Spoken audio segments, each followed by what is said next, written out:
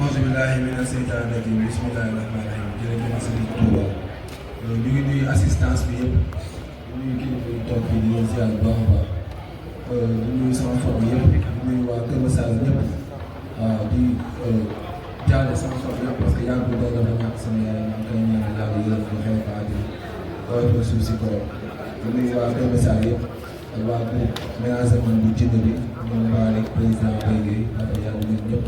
di nuyu gars yi ma àndal si biti di nuyu waa Guèye waaye sama waa booy jënd jënd dégg di nuyu ñëpp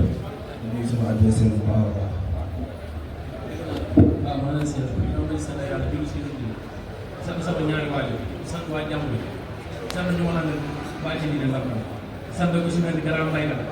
tàmbaloon bi na ko waaye ñeen yëpp sant grand kii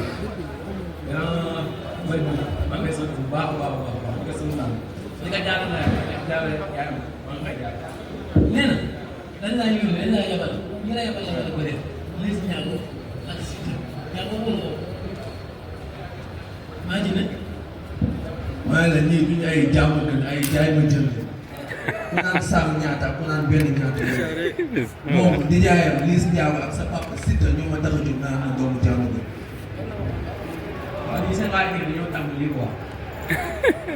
ñoom seen waa équipe waa Thiès Sow tamit dañoo tàmbali te moo bëri ñoom ak yeneen yi wax sa yéen papa Liss sa papa man déggoo laa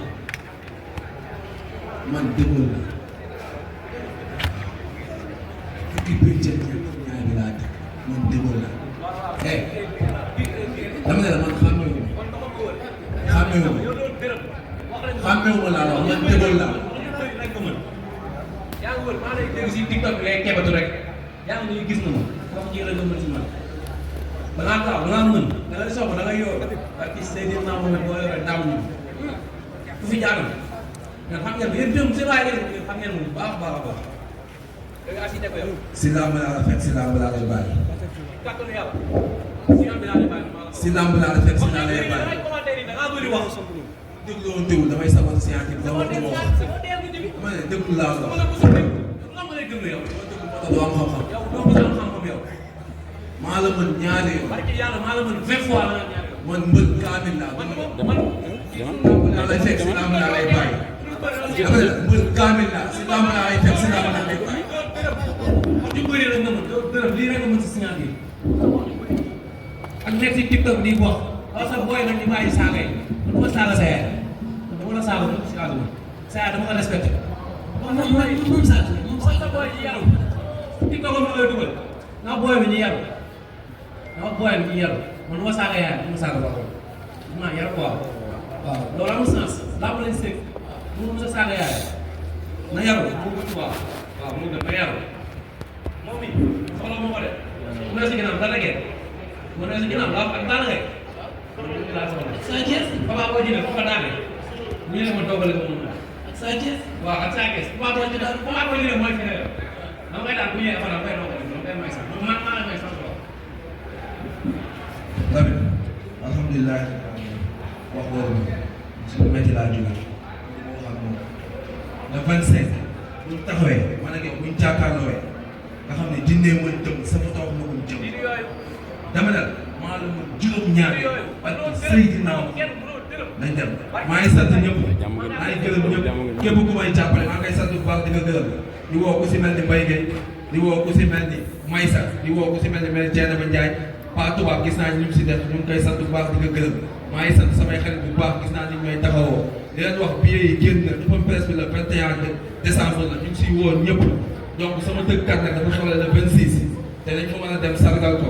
lamb ji moo ñu téye ñëpp dañ ñëw Kër Massar maa ngi woo ñëpp baaru ma benn secteur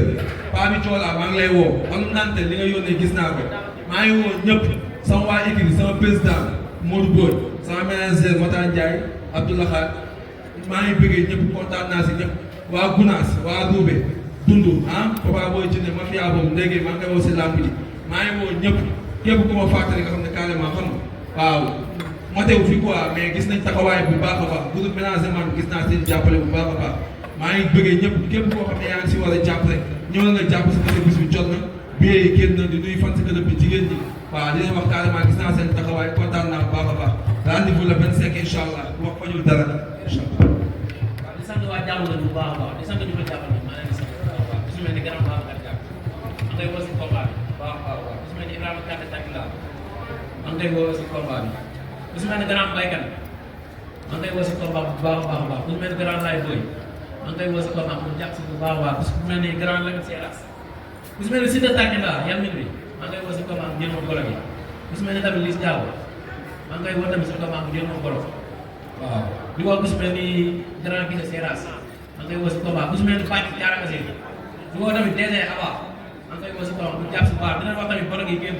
ñëw teg si loxo si tamit sax naa ko benn bolo Liss Diaw tamit sax naa ko benn bolo waaw ñu jëndal ma ko merci waaw jaajëf jërëjëf